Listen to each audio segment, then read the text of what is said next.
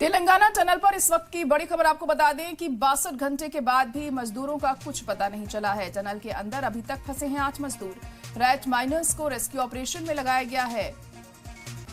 नागर कुरनूल में टनल में ये मजदूर फंसे हुए हैं। 584 लोगों की टीम रेस्क्यू में लगी हुई है।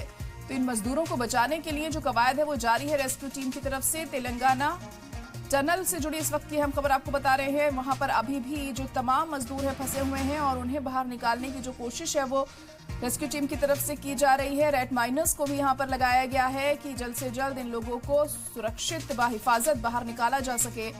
62 घंटे बाद भी मजदूरों का कुछ पता नहीं चल सका है। टनल के अंदर अभी तक फंसे हैं 8 मजदूर। रेड माइनर्स को भी रेस्क्यू ऑपरेशन में लगाया गया है। नागर कुरनूल में टनल में ये मजदूर फंसे हैं। 584 लोगों की टीम रेस्क्यू में लगी हुई है।